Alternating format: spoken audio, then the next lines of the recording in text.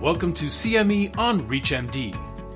This activity, titled Spotlight on Systemic Sclerosis, Pathophysiology, Presentation, and Emerging Evidence, is provided by the France Foundation. Prior to beginning the activity, please be sure to review the faculty and commercial support disclosure statements, as well as the learning objectives. Hello, and welcome to our session called The Spotlight on Systemic Sclerosis. We'll talk about pathophysiology, the presentation, and emerging evidence. I'm Flavia Castelino. I'm an associate professor of medicine at Harvard Medical School, and I direct the scleroderma program at Massachusetts General Hospital. And my name's Benjamin Korman. I'm an associate professor of medicine, allergy, immunology, and rheumatology at the University of Rochester in Rochester, New York, where I lead our scleroderma program. So now to go over an outline of what we're going to be talking about and our learning objectives, we're going to start with an overview of the pathogenesis of systemic sclerosis. And specifically, we're going to describe the mechanisms underlying SSC pathogenesis with an emphasis on the vasculopathy-fibrosis axis and its relationship to clinical features. Next, we're going to have two interactive cases. The first one is going to be looking at pulmonary hypertension, the second at interstitial lung disease. And across these, we're going to try to apply guideline-recommended methods to enable early and accurate diagnosis, as well as to interpret emerging clinical evidence and data to optimize the treatment of SSC-PH and ILD. And lastly, we'll talk about key takeaways and evaluation. So first going to that pathogenesis overview. So an overview of systemic sclerosis. This is a relatively rare disorder with an incidence of 1.5 cases per 100,000, with about 300,000 cases in the United States. It's a disease primarily of women with a 4-to-1 female-to-male ratio, and it's a complex, heterogeneous disorder that affects multiple internal organs, which has a poorly understood pathogenesis and which is heterogeneous, so not all the patients look the same. Unfortunately, it causes significant morbidity and mortality these are probably older numbers, but only about a 2/3 10-year survival, and that being substantially reduced to less than 50% in patients with severe internal organ complications, which can compromise things such as the heart, the lungs, the kidneys, the GI tract. And unfortunately, we don't yet have fully effective treatments, and we don't have great biomarkers for scleroderma. So scleroderma comes in a couple of different subtypes. We generally think of these left two, the limited cutaneous and diffuse cutaneous subtypes. The limited subtype, which is the most common, was formerly known as CREST, and this is a phenotype that will present typically with distal skin fibrosis, so things like sclerodactyly, and may present with pulmonary hypertension. It's less likely to have fibrotic complications like interstitial lung disease and renal crisis. Diffuse cutaneous disease is a less common manifestation and usually is going to present less indolently, right? These are going to be patients who are going to present suddenly, and they're going to have more organ manifestations such as interstitial lung disease, scleroderma, renal crisis, GI, cardiac disease, pulmonary hypertension. SSC-Cine scleroderma is similar to the first two, but does not have skin disease. And an overlap syndrome is something that we see not infrequently, where patients will meet classification criteria for systemic sclerosis, but will also have features of other rheumatic diseases like lupus, polymyositis, Sjogren's, etc. So talking a little bit about the molecular pathogenesis of systemic sclerosis. So we think of there being a triad, so 3 parts to disease pathogenesis, those being vascular disease, autoimmunity, and fibrosis. So we think of vasculopathy or vascular disease as sort of the inciting trigger of disease, whereby you will have an endothelial damage. So there'll be some sort of an insult to the endothelium, which is going to lead endothelial cells either to die, to apoptose, or to become activated and to express things like adhesion molecules. And that's going to allow immune cells to get through the blood vessel and into the tissue. The types of immune cells that we see in the tissue include B cells that make SSC-specific autoantibodies, T cells, which are primarily going to polarize towards a Th2 direction, and macrophages that are going to polarize towards an M2 direction, and then make cytokines that are going to be relevant to pathogenesis like TGF-beta, IL-6, and IL-13.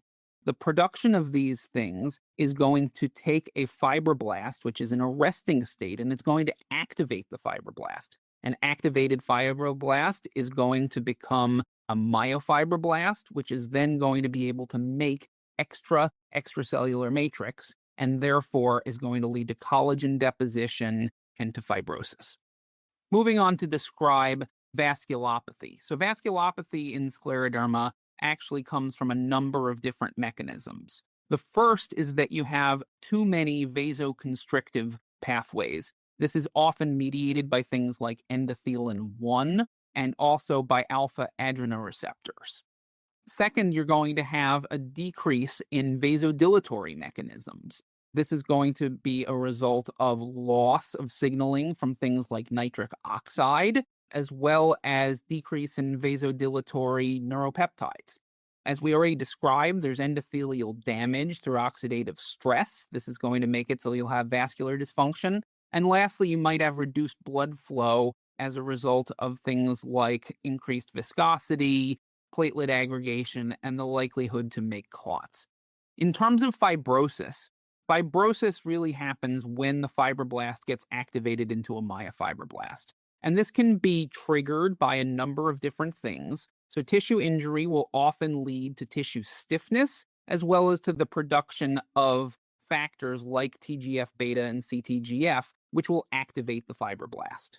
Once the fibroblast becomes activated, it's going to have pathways such as mechanotransduction, TGF-beta signaling, which are going to lead it to produce extracellular matrix, to become less likely to undergo apoptosis, which is what happens in normal wound healing, and to therefore survive and persist to allow scar formation in a vicious cycle, and therefore for us to have fibrotic disease.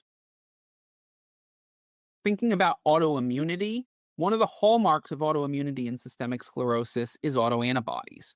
95% of patients with SSC have anti-nuclear antibodies, which are primarily either a centromere or a nucleolar pattern.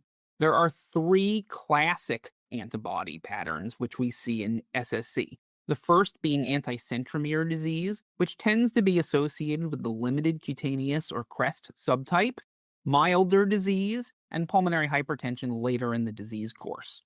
The second two antibodies, SCL70 and RNA polymerase III, are both seen in the diffuse subtype. SCL70 is also associated with interstitial lung disease, as well as with severe GI and cardiac manifestations. Whereas RNA polymerase III has a different course where it'll have more rapid skin progression, which then also can improve faster, as well as a risk of renal crisis and of malignancy. So many patients will present before they have a full diagnosis of systemic sclerosis. So it's important to recognize some of the early disease manifestations. These include Raynaud's phenomenon, which is often marked by abnormal nail fold capillaries. While this is something that you can see in the clinic just by the naked eye or using something like a capillaroscopy device that is handheld, you can also perform nail fold video capillaroscopy, which is a higher magnification exam, which allows you to identify a scleroderma pattern and helps make a diagnosis. These patients will also have puffy fingers, which can be either from an edematous phase, from early signs of skin induration and tightening, or in some cases from inflammatory arthritis. These patients will often also present with gastroesophageal reflux disease, or GERD. And if patients present with multiple features, they're very much likely to develop scleroderma within 5 years. So that leads us to the classification criteria for SSC. So the ACR and EULAR in 2013 published these criteria where there's a point system. And so you can see if you have skin tightening of the fingers of both hands proximal to the MCP joint, that is 9 points, which is sufficient to meet diagnosis. But if you don't meet that criteria, there are a number of other characteristics, such as puffy fingers, digital ulcers, telangiectasias, nail fold capillaries, which we just mentioned, pulmonary hypertension or interstitial lung disease, and autoantibodies, all of which give you 2 to 4 points. And if you have 9 points between this, then you can be classified as having systemic sclerosis. So thinking about the progression of disease, we mentioned that early on, you're going to have vascular injury, and that's probably where you're going to present with that Raynaud's or puffy fingers presentation. But once you see that patient, you want to be thinking about more severe complications that may happen later. And the course of the patient is going to help you figure out, is this patient going to be more likely to have limited or diffuse skin disease, and what organ manifestations are they going to be at risk for? So a patient with Raynaud's who then goes on to develop digital ulcers 3 to 5 years later is likely to be a patient that you want to be thinking about as a limited cutaneous patient who's at higher risk of things like pulmonary hypertension or liver disease, primary biliary cirrhosis. And that's very different from the patient whose skin gets much worse quickly, who also has some joint or muscle inflammation, who might be the patient that you're thinking about as being at risk for things like renal crisis or cardiac disease or interstitial lung disease.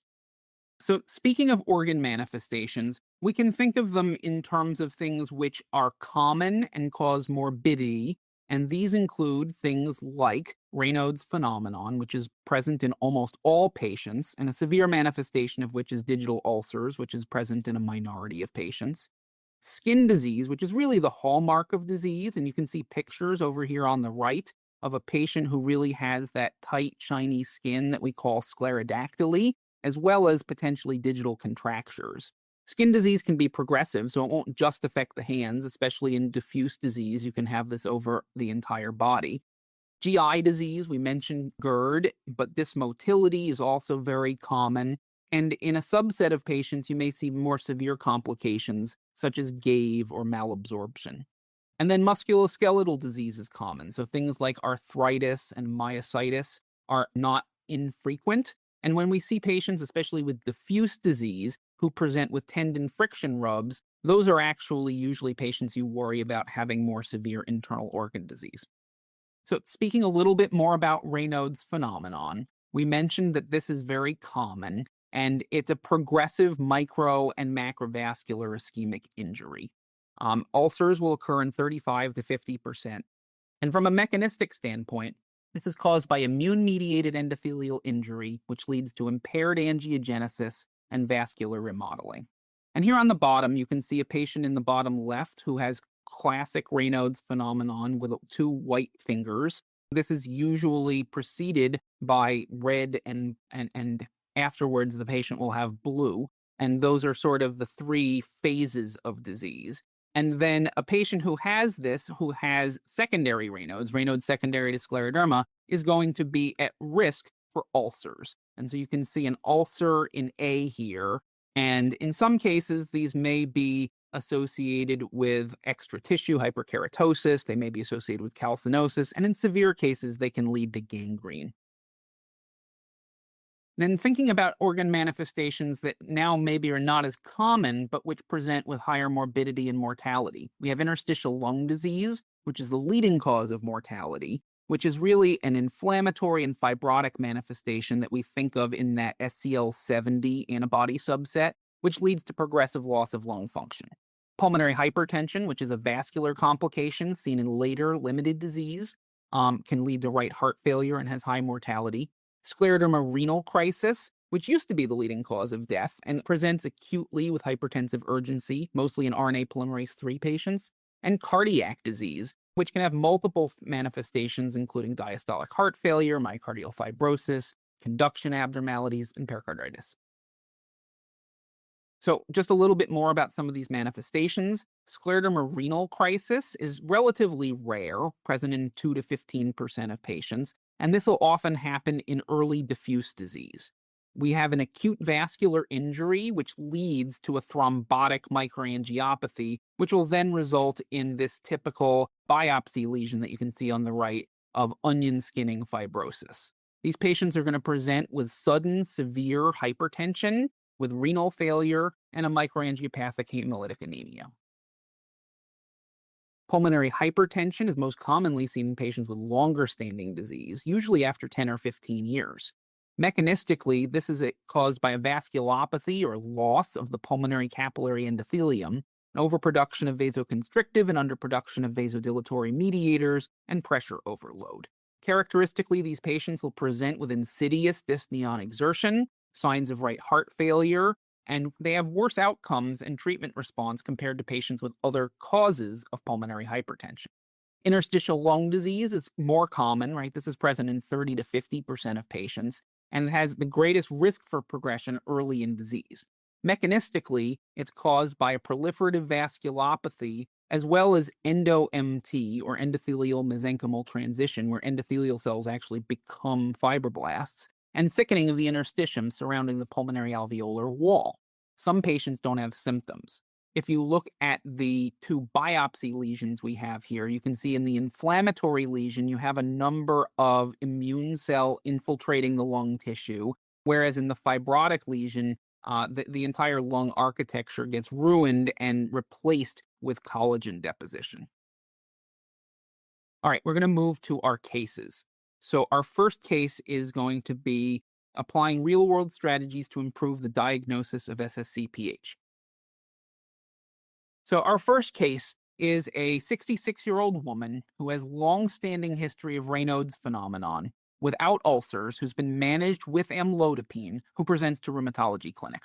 She has some shininess to her fingers and says her previous primary care provider told her that she has CREST, but that there was nothing to do and that she's not been followed regularly or had any labs or testing for many years. While she doesn't complain of shortness of breath, on further questioning, she notes becoming dyspneic when going up the basement stairs or walking 1 to 2 blocks. She also has been having increasing presyncopal episodes. She notes mild lower extremity edema and has noticed increasing red spots on her face and hands in the last year. And she was admitted last year for a GI bleed. So there are actually a number of red flags in this case indicating that the patient could potentially have pulmonary arterial hypertension. These include longstanding limited cutaneous disease, older age, dyspnea on exertion, signs of poor perfusion like presyncope, signs of potential heart failure like the swelling that she had in her legs, increasing vasculopathy, including telangiectasias that are increasing in number and possibly having GAVE with the GI bleed, and lack of prior screening for pulmonary hypertension. As we mentioned before, pulmonary hypertension is relatively rare. It's present in 5 to 15% of the patients and has an increased risk of death compared to other causes of pulmonary hypertension. Temporally, we think of this in later stage disease. Limited cutaneous patients will have telangiectasias, severe digital ischemia or Raynaud's phenomenon, and in certain antibody subsets like the anticentromere subset, as well as another rare one that we didn't talk about called the THTO subset. So definitionally, you actually have to do a right heart catheterization in order to diagnose pulmonary hypertension. So if you do right heart catheterization, the criteria to be classified as having pulmonary arterial, not just pulmonary hypertension, is that you have a PA pressure which is greater than 20 millimeters of mercury at rest. And it's important to note that this was actually reduced from 25, which it was recently. So we're now catching patients a little earlier with this. You also can't have left heart disease, so you have to have a wedge pressure less than 15, as well as a PVR greater than 3 Woods units. So there are a number of screening strategies for scleroderma-associated PH, and because this is something that is relatively common and something that can be easily missed, both the ESC-ERS as well as the WSPH both recommend annual screening. The DETECT algorithm is one of the ones that is recommended by both, and it utilizes a number of different modalities. There's also a second mechanism called the ASIG screening criteria, so we'll talk about these in detail. So the ASIG screening mechanism uses PFT as well as a blood test, the ProBNP, to determine the need for heart cath. For somebody who has normal DLCO as well as an FVC to DLCO ratio and a normal BNP, then they don't likely have pulmonary hypertension and can just be screened again. But if they have either the PFT or the BNP showing some potential risk and there's suspicion, then you would either move to further testing with an echo or to a right heart cath to confirm the diagnosis. In the DETECT algorithm, there's a number of points which include many of these same things, but also include clinical criteria such as telangiectasias, centromere antibodies, uric acid, an electrocardiogram. And if you have enough points based on all of these things, then you move to phase 2, which is to perform an echocardiogram. And so at that point, you would basically be determined whether you have enough risk points to undergo right heart catheterization. So going back to our case, our patient was found to have an elevated NT-proBNP at 500. And if you remember the DETECT algorithm, there are also points associated for risk factors. And so this patient had a centromere antibody, telangiectasias, as well as PFTs suggestive of possible pH, right? So an elevated FVC to DLCO ratio. So because of that, they moved on to stage 2 of the algorithm. An echocardiogram was performed, and it showed an elevated RV systolic pressure, which indicated that they needed to go on to right heart catheterization. Right heart cath was performed, and it demonstrated a pulmonary artery systolic pressure of 35. And remember, anything greater than 20 is considered elevated, as well as a normal wedge pressure and an elevated PVR. And those things together confirmed the diagnosis of pulmonary arterial hypertension. It's important that we do this. If we don't, then we actually miss patients and outcomes are worse. So in a study that looked at routine practice versus a DETECT algorithm, they found that the 8-year survival rate of patients who just underwent routine screening was 17%. This is of patients who had pulmonary hypertension. And this is likely because we weren't picking these patients up early enough and treating them early enough. By comparison, patients who underwent one of these detection algorithms had a survival at that same 8-year window of 64%. So you saw an almost 3 times increase in survival in patients who were screened. And so it's really important to do that screening. So there are a number of therapeutic targets that we can look for in pulmonary hypertension. The 3 main ones are the endothelin, the nitric oxide, and the prostacyclin pathway. So endothelin, as you'll remember, is the vasoconstrictive pathway, and so you will want to antagonize the endothelin receptor. And so there are a number of therapies like ambrisentan, bosentan, and macitentan, all of which do that. There are a number of different ways which we can stimulate the production of nitric oxide and prostacyclin, each of which are vasodilatory. So phosphodiesterase inhibitors, sildenafil, tadalafil, are probably the most commonly used, and these work through inhibition of phosphodiesterase to increase the production of nitric oxide, whereas guanylate cyclase stimulators like riociguat are going to also increase nitric oxide, but by a different mechanism. And then in terms of prostacyclin, these are both vasodilatory and anti-proliferative, and there are a number of different ways that you can give these medicines orally, intravenously, inhaled. And so we have medicines that do that as prostaglandin analogs. And then more recently, they've also developed some receptor agonists like selexipag. So in terms of guidelines, the EULAR, the European League Against Rheumatism, has made guidelines on how do we go about treating patients with SSCPH. And so in the patient who has not been treated at all, we do want to do upfront combination therapy using both endothelin receptor agonist as well as a phosphodiesterase 5 inhibitor. If the patient's already on one of those things, for example, for digital ulcers, then you may want to consider adding or switching therapies, adding things like riociguat. Then obviously you're going to reassess patients after 3 to 6 months, and depending on the degree of heart failure that they're in, you may want to either continue the current treatment or to add additional treatment like IV prostacyclins. So going back to our patient, The patient was started on combination therapy with tadalafil, which is our phosphodiesterase 5 inhibitor, as well as ambrisentan, which is our endothelin receptor antagonist.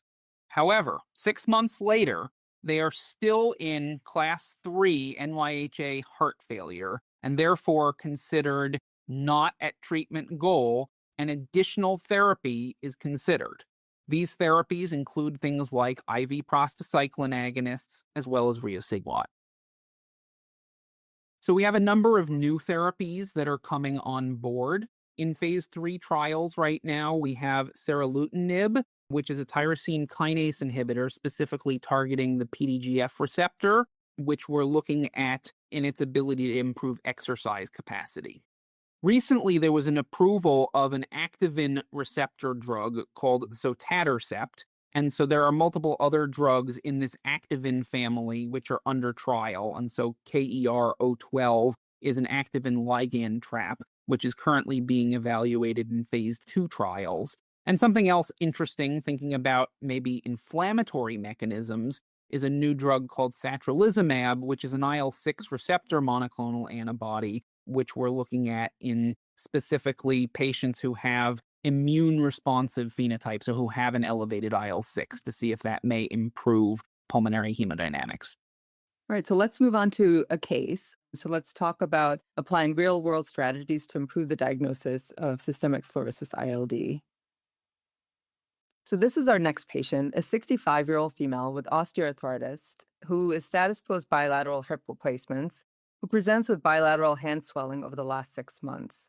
She notes that her fingers feel puffy and swollen, and over the last several years, her fingers have been changing color in the cold. In the last few months, she's also noticed some shortness of breath with going up a flight of stairs. On physical exam, her vitals are stable. In terms of her general exam, she's in no acute distress. And on pertinent positive, she has evidence of thin lips. She has some telangiectasias across her face. Her lungs are clear. On extremity exam, she has some evidence of sclerodactyly, as shown here in this image on the right. And then on her skin exam, she has further evidence of telangiectasias across various digits. Her nail fold capillary exam shows some capillary dropout and dilated loops. And her skin score is a 6 out of 51, primarily affecting her fingers, the dorsal hand, and the face. On review of her labs, her CBC, her chemistry, and LFTs are unremarkable. In terms of her inflammatory markers, her ESR is elevated at 40, her CRP is 14, and her anti-nuclear antibody is 1 to 640 in a centromere pattern. Her SCL70 antibody is negative, and the remainder of her extractable nuclear antigens is negative. So how do we go about screening for SSc-ILD? So typically, the starting orders include pulmonary function testing, where we obtain a spirometry and DLCO, and a baseline high-resolution CT of the chest. And it's important to remember that ILD is detectable by high-res CT in about 90% of patients, while PFTs can only be abnormal in about 40 to 75% of patients. We will have a restrictive pattern with decreased forced vital capacity, normal FEV1 to FVC ratio.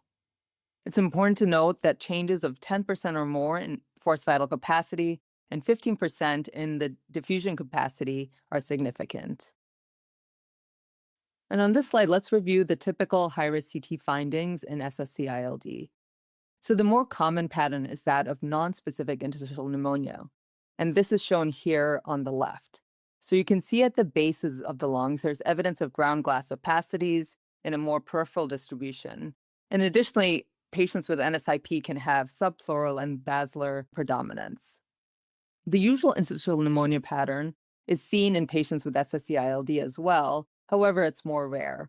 And this is characterized by evidence of honeycomb cysts here, as you can see in the periphery, evidence of traction bronchiectasis as well, and reticulonodular opacities. Now, the American College of Rheumatology and Chest published their criteria in 2023, and they developed a list of risk factors for development of SSc-ILD. So as they're evaluating a patient with systemic sclerosis, it's important to think about these particular risk factors and risk for interstitial lung disease.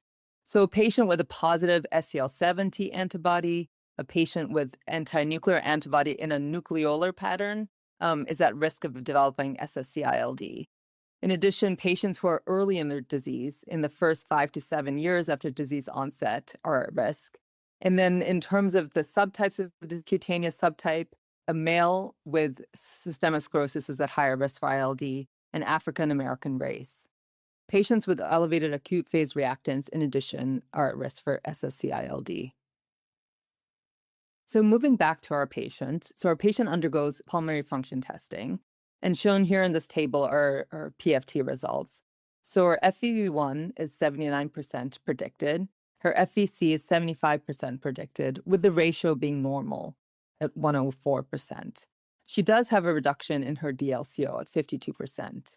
In terms of the echocardiographic findings, her ejection fraction is 70%, and her estimated right ventricular systolic pressure is 30. And she undergoes a high-resolution CT. Shown here are two images. With the orange arrows, we're looking at evidence of ground glass opacities, and then the blue arrows are showing evidence of traction bronchiectasis.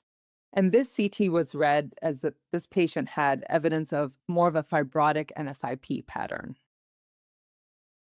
So as I mentioned, the 2023 ACR chest guidelines came out with categories of treatment for the treatment of SSc-ILD. And the preferred first-line treatment has become mycophenolate mofetil. This has been chosen over cyclophosphamide given the side effect profile. Additional considerations for first-line therapy include tocilizumab, and this can be considered especially in patients with more early inflammatory diffuse systemic sclerosis with ILD. Rituximab is another potential first-line option. In terms of additional considerations, cyclophosphamide, nintedanib, an antifibrotic, or azathioprine could initially be considered, but these are not considered first-line therapy. It's important to note that glucocorticoids are strongly contraindicated in the treatment of SSc-ILD. What about patients who may progress? So if a patient progresses in terms of their ILD, if they're already on mycophenolate, then an additional agent can be considered. Either a patient can be added or switched to this therapy.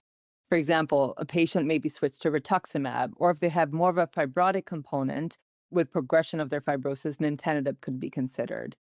Tocilizumab can additionally be considered, especially if a patient is early in the disease and has high inflammatory markers. And cyclophosphamide is still an option. If a patient continues to progress, stem cell transplant referral is also indicated, and this can be considered on a case-by-case basis.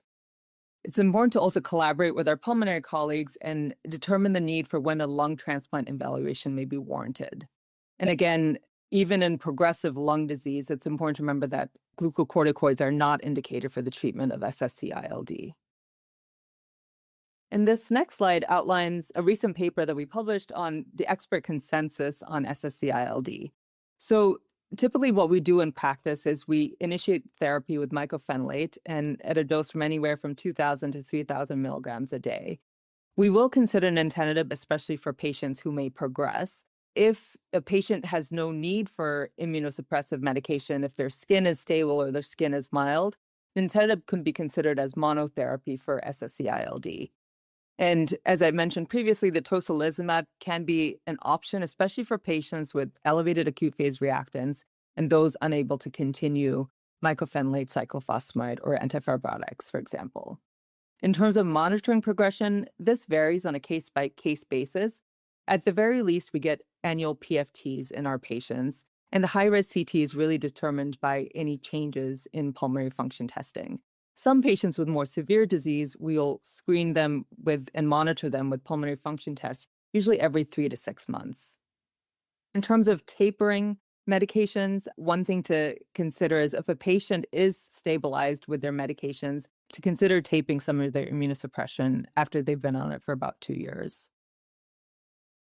So our patient was started on mycophenolate, and the dose was gradually titrated up to a dose of 1,500 milligrams twice daily. And the patient was scheduled for follow-up every 6 months. And you can see here in this table the changes in the pulmonary function testing. So at baseline, at 6 months, and then again at 12 months.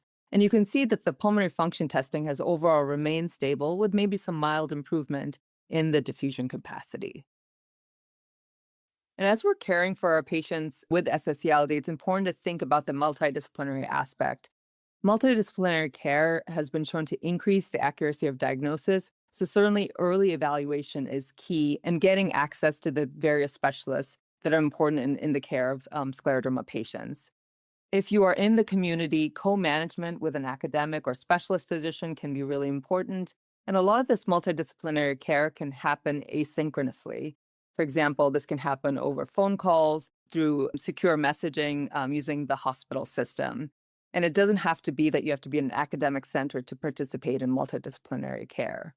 And just want to again highlight that both the diagnosis and management of systemic sclerosis is a combined effort of many different specialists.